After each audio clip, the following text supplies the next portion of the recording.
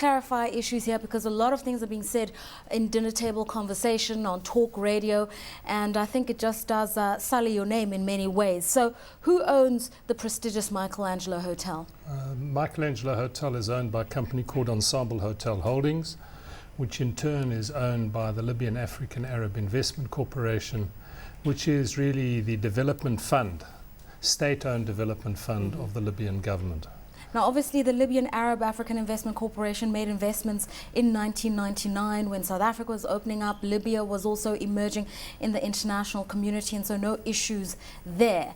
To what extent is this organization linked to the Gaddafi family?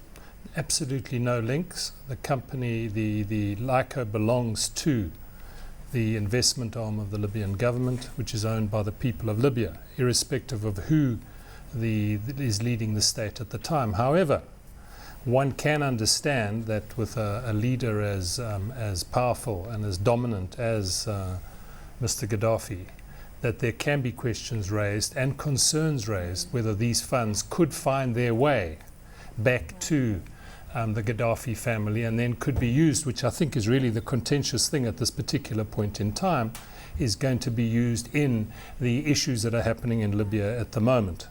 And if I could just comment on that, is that the fact of the matter is that LICO, as a development fund, much as the IDC is in South Africa or the DBSA or the sovereign funds, it uses its funds in the development of its businesses in Africa. I just want to challenge you on that one when you say that this Libyan Arab African Investment Corporation is owned by the people of Libya. Considering that Muammar Gaddafi has been in power for over 40 years, you could argue that it's been formed under the auspices of the Gaddafi administration, and hence the vision, the direction that this investment vehicle ought to have taken could have been determined to a large extent by the regime as led by Colonel Gaddafi. So it's not wrong, is it, to link it to the Gaddafi? Just to say that it's fine, but LICO is like a sovereign fund. It invests in tourism, in its case, in tourism-related opportunities across the African continent. 1999, South African government thought and supported the investment by LICO, who had been repatriated, or Libya had been repatriated into the international community, supported the investment. I absolutely don't see any problem with that, because there are other Arab-based investments throughout Africa, as there are other sovereign fund investments, the Kuwaiti Fund, Sheikh Al Walid, etc., etc. So there's absolutely no issue. The issue really is what's happening in Libya now, and could Mr. Gaddafi get his hands on those funds? And the answer is, one, we believe not, but two, what we have done further with the assistance of our friends in Ensemble is said, until such time as the issue in Libya is resolved, no dividends will be declared by Ensemble back to LICO. How do you manage the repatriation of capital profits, okay, even if you're going to suspend a dividend payout? How is the system derived by way of allocating resources to shareholders, including the Libyan investment group? Well, first of all, you're talking to me as the chairman of Legacy Group and the chairman of Legacy Hotels and Resorts. In Legacy Group, there's absolutely no link whatsoever with Libya, no investment. In Legacy Hotels and Resorts, Ensemble have a minority share in a very wide and diverse portfolio of hotels and resorts, have found to be a very acceptable and reputable partner, have worked with them for a number of years since 1999. And within that company, we're on a growth phase, and most of our profits have been reinvested in growth. So such as the dividends, such as they have been, at this particular point in time, go to the two shareholders, and the one shareholder has said, until such time as the issue is resolved, we won't repatriate funds. Let's talk about protecting some of the shareholders, employees in some of your hotels, for instance. There is already concern that if there is a significant fallout and the government has to step down, could there be any liabilities incurred? Would that mean a disinvestment by the Libyan Arab African Investment Corporation from Ensemble? Would that have a direct impact on the operations That's quite a mouthful you're giving me there. Absolutely, but are shareholders at risk? Are South African employees at your hotels at risk? First of all, there are preemptive rights over both the Michelangelo Hotel shares and over the Legacy Hotels and Resort shares in favour of the other shareholders, okay? And you're talking to the principal shareholder here this evening. So they're preemptive rights. If they disinvest, their assets would remain in South Africa.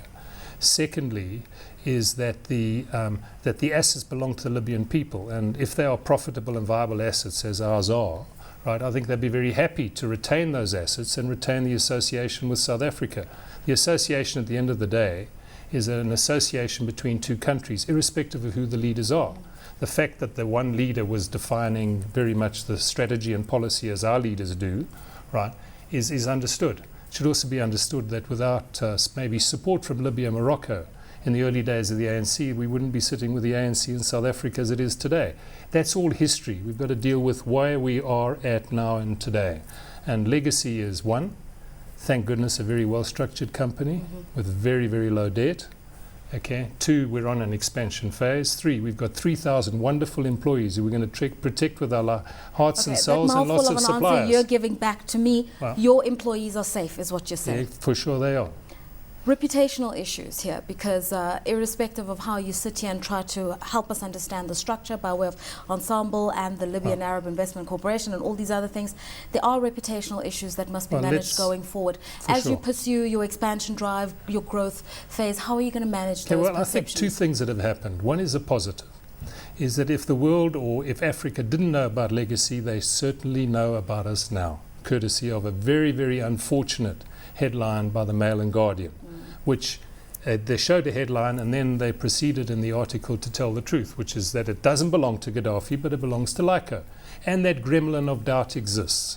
Okay, so great, okay, that we have. The fact of the matter is we've ring-fenced the concerns of money being repatriated, and I think Mr. Gaddafi's got probably much larger assets than the little asset that he has in South Africa that he can turn to.